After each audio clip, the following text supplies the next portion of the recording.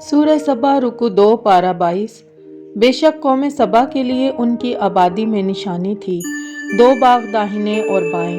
अपने रब का रिज़्क खाओ और शुक्र अदा करो, पाकीज़ा शहर और बख्शने वाला रब। तो उन्होंने ईमान से मुंह फेरा तो हमने उन पर ज़बरदस्त सैलाब भेजा और उनके बागों के इवज़ 2 बाग उन्हें बदल दिए, जिनमें खट्टा मेवा और झाव और कुछ थोड़ी सी बेरियां। हमने उन्हें ये बदला दिया उनकी नाशुक्री की सज़ा में, और नाशुक्रे ही को सज़ा देते हैं। सबा अरब का एक कबीला है जो अपने मोरस आला सबा बिन यशब बिन यारब बिन कहतान के नाम से मशहूर है। इस कौम की बस्ती यमन में शहर सना से 6 मील की दूरी पर वाक़या थी। इस आबादी की आबो हवा और ज़मीन इतनी साफ़ और इस कदर लतीफ़ो पाकीज़ा थी कि इसमें मच्छर न मक्खी, न पिस्सू, न खटमल, न सांप, न बिच्छू। मौसम नहायत मोतदल, न गर्मी न सर्दी।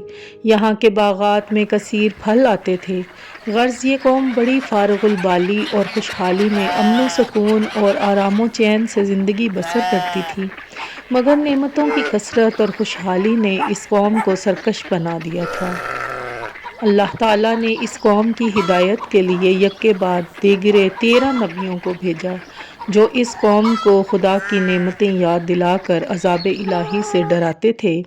मगर उन सरकशों ने खुदा के मुकद्दस नबियों को झुटला दिया, और इस कौम का सरदार जिसका नाम हम्मार था, वो इतना मुतकब्बिर और सरकश आदमी था कि जब इसका लड़का मर गया तो उसने आसमान की तरफ अदबी और गुस्ताखी के साथ कहता था कि आप लोग अल्लाह से कह दीजिए कि वो अपनी नेमतों को हमसे छीन ले।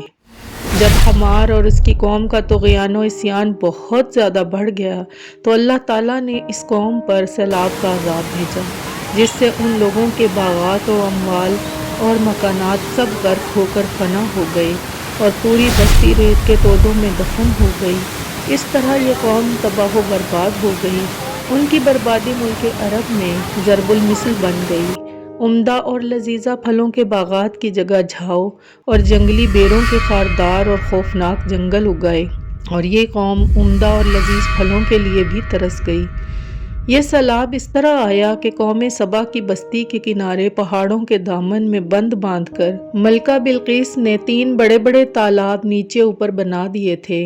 एक चूहे ने खुदा के हुक्म से बंद की दीवारों में सुराख कर दिया और वो बढ़ते बढ़ते बहुत बड़ा शगाफ बन गया, यहाँ तक कि बंद की दीवार टूट गई और नागेहां जोरदार सैलाब आ गया। बस्ती वाले उस सुराख से गाफिल थे और अपने घरों में चैन की बांसुरी बजा रहे थे कि अचानक सैलाब के धारों ने उनकी बस्ती को गारत कर डाला और हर तरह बर्बादी और वीरानी का दौर दौरा हो गया। अल्लाह ताला ने कौम सबा के इस हलाकत आफरीन सैलाब का तज़किरा यही फरमाया है सूरह सबा रुकू 2 पारा 22 में। कौम सबा की ये हलाकत व बर्बादी इनकी सरकशी और खुदा की नेमतों की नाशुक्री के सबब से हुई। उनकी बदआमालियों और खुदा के नबियों के साथ बेअदबियाँ और गुस्ताखियाँ जब बहुत बढ़ गईं तो खुदावंद कहार व जब्बार का कहर व गज़ब अज़ाब बनकर सैलाब की सूरत में आ गया और उनको तबाह बर्बाद कर गया। सच है, नेकी का असर आबादी और बदी का असर बर्बादी है। लिहाजा हर नेमत पाने वाले कौम को लाजमी है कि खुदा की नेमतों का शुक्र अदा करे और सरकशी व गुनाह